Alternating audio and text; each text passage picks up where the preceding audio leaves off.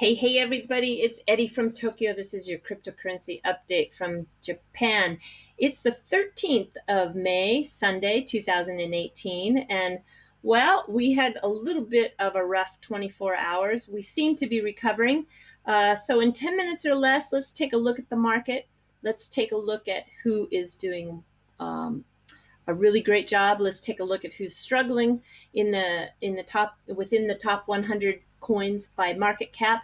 Let's take a look at the important story that came out of Japan, and then a big story that has come out globally, and then I have kind of a curious story to tell you about at the end. All right, so we are currently at 386 billion. We are a little bit better than we were yesterday, but still we have not been able to get back over that 400 billion mark. The BTC dominance is sitting at 37.2. Oh, and Bitcoin, which, is just so all important when it comes to setting the tone for the market.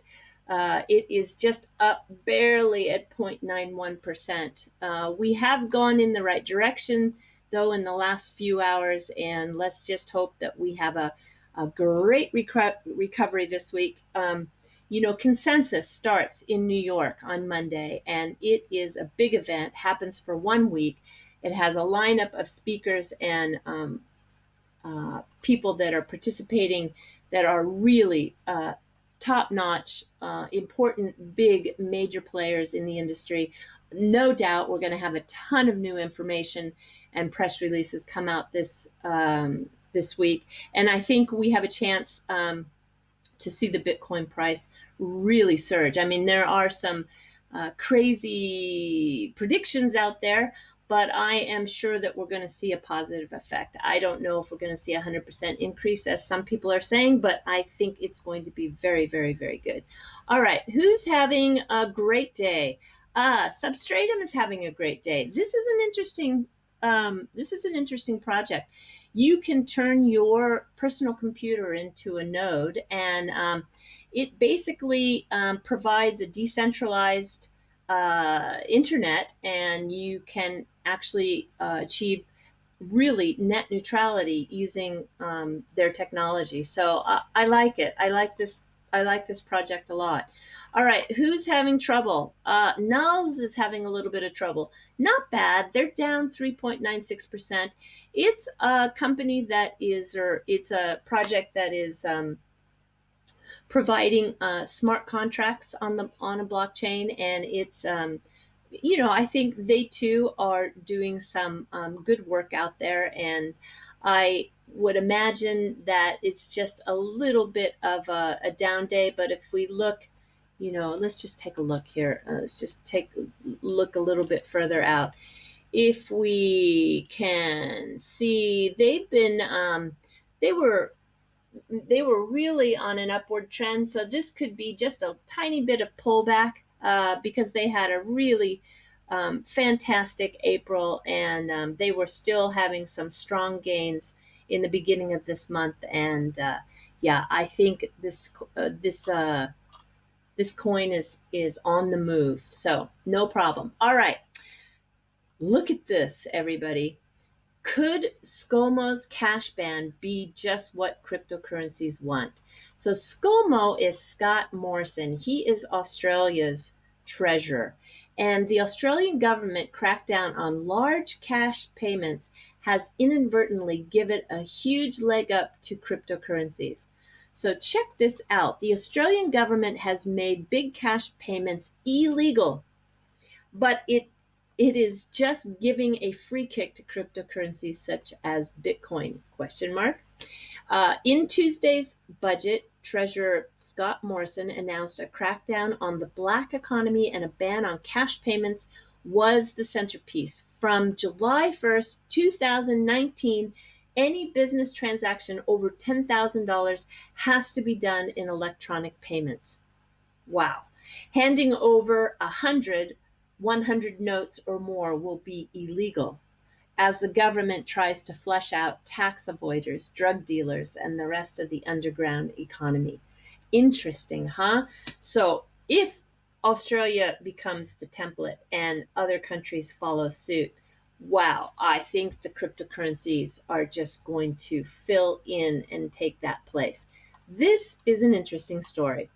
All right, in Japan, today we learned that Japan's GMO has mined over 900 bitcoins. The hash rate doubled last month. So GMO is an internet giant, and they just got into the mining business in March. And it says here that they have been able to mine 900 coins, 537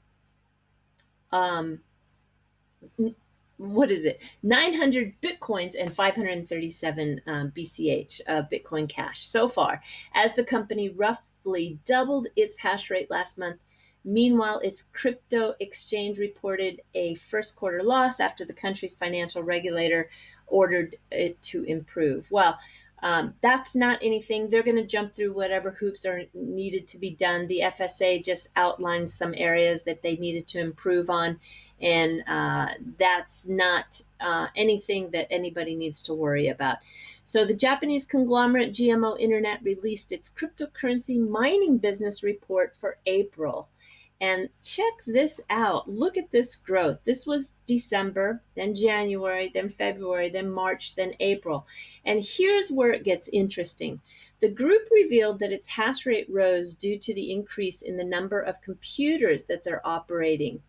And in April, the hash rate was 241 petahash per second, up from the 129 in March. Now, check out the quote.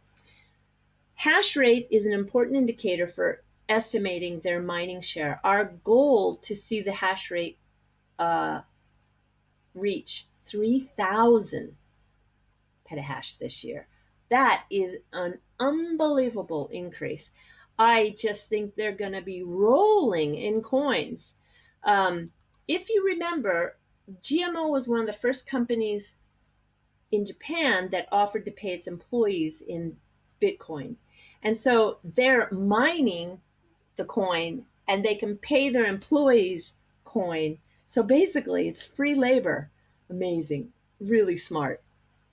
Yeah, I just think you're going to see this number if they do achieve the 3,000 hash rate as they are going for this year.